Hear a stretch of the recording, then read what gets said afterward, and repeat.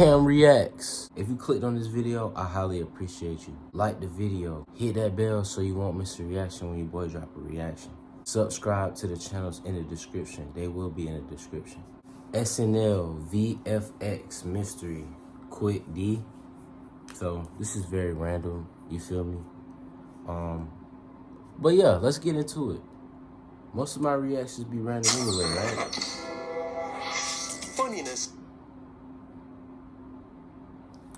Funniness is what? It's hard? Funniness is hard. Go ahead, comment something funny right now. Wow, well, the important thing is you try. But some people are able to be funny, even professionally. And if they're really good, and this one guy likes them, they get to write and or perform on the longest running sketch comedy TV show in the history of Earth. SNL. Historians disagree what the S and the N might stand for, but the L almost certainly stands for live, because after being written, designed, and rehearsed throughout the week, an episode of SNL is always performed live on Saturday night, satirizing politics, spoofing pop culture, roasting brands, and trying so hard not to break, but we love it when they do. Because anything could happen. It's live TV. I love to laugh. But here's a serious question. What's up with this sketch? This is a robbery. No one in the world seems to have noticed, but every time the cast of this bank heist scene, featuring guest Josh Brolin, are in front of these background pictures, there are strange roto shenanigans going on. The other shots seem fine, but the angle with the pictures? Weirdness. Sometimes the edges are just kind of sharp. Other times, there's a distinct vibe of an AI-assisted matting tool like Magic Mask or Roto-Brush on the people's silhouettes. Here, it sinks particularly deep into Heidi's hair. And here, it makes Bowen's fingers disappear. He needs those fingers to smack away all the Chapel Roan fans. Now, it's no secret that plenty of visual effects are used on the show. Along with live segments, SNL is famous for elaborate cinematic pre-taped sketches with top-notch VFX work. But because it's entirely produced on a crazy schedule of just a week, sometimes unfinished versions of shots or other mistakes accidentally end up on air. And in those cases, they get corrected afterwards for reruns on the web. Some of us spend months making a thing just for the web and still f*** it up. But this was definitely a live sketch, and this kind of compositing work would have had to be done in post. So, like all of you, I'm just really curious, what about these background pictures had to be fixed so badly?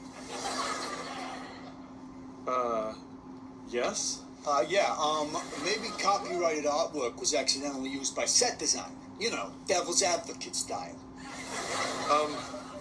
Interesting theory, but I don't think so. I mean, these set designers know what they're doing. They've been doing it for 50 years, am I right, folks?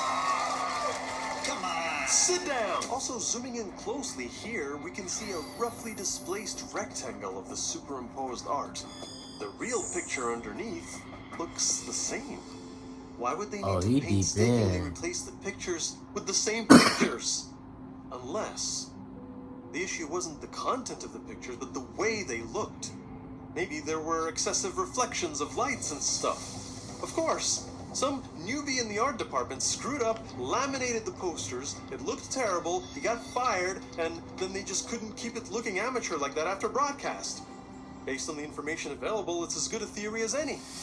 Wait, I'm hearing now that the set dresser in question wasn't fired, but was merely sent home so he could reflect on his actions.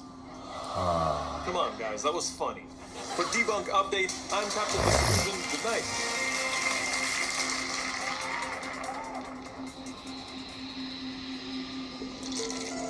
What it said? Verbank? Don't look at me like that. I've done the best I could.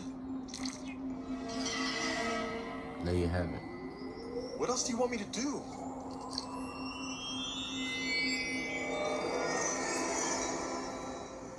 You mean communicate with a person?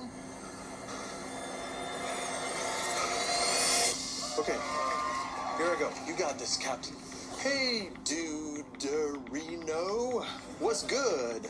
Hope all's good. LOL. That's awesome. Sorry for never thanking you for that favor, but here's me.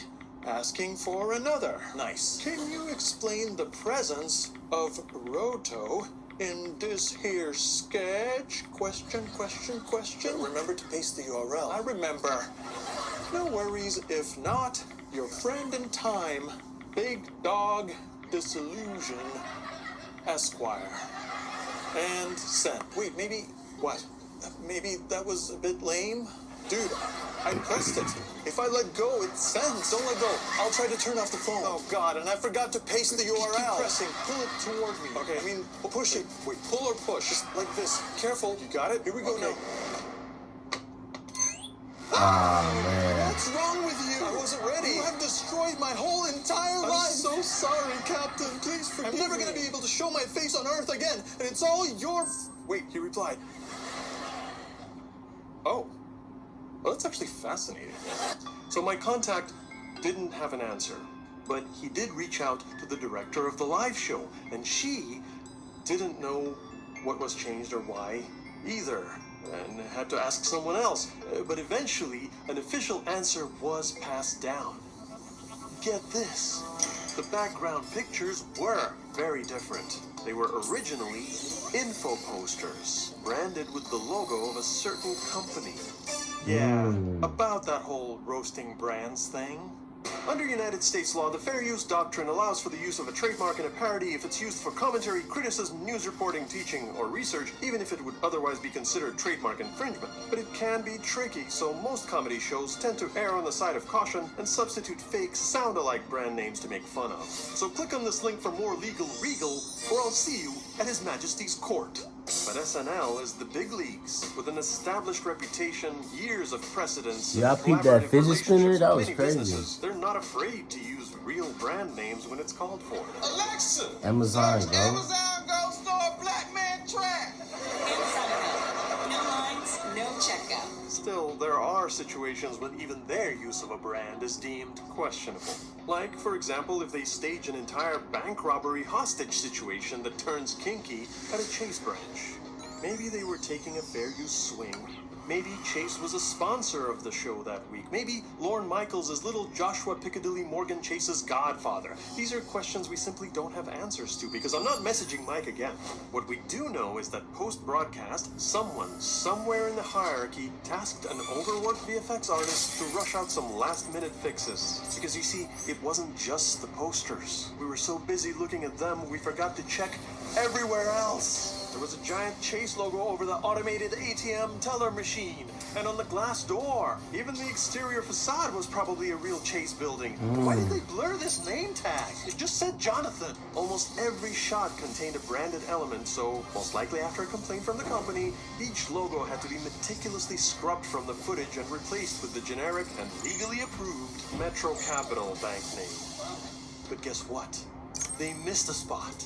In some shots, this sign on the door behind Devin is either completely removed or just blanked out. But here, as it cuts to the wide, they forgot to paint it out at all. I can clearly see the Chase service mark sphincter. Oh no, what an unfortunate oversight. Now, despite the company's best PR efforts and making SNL do a bunch of extra work, over 2.5 million people will know that the fictional robbery took place at a JP Morgan Chase subsidiary. Nobody look at it. Get it out of here. Go. Now, wait just a minute, Captain. What is it? What is it, YouTube funny man Jack Films? How did you get the original unaltered footage? Turns out it was uploaded like that to TikTok's Peacock. I mean, Peacock's TikTok. So you could have just gotten the answer to this mystery right away by checking on TikTok? I mean, I guess, in a way. Or even just by noticing that one wide shot they forgot to fix in the YouTube upload. Well, yeah. But you didn't. You contacted the people at SNL, and even though they probably rather you didn't make a thing out of it, they kindly explained it to you. That is essentially correct. So what exactly was your contribution in all this? Yeah. I made it funny? Did you, Captain D? Did you really? I think he did.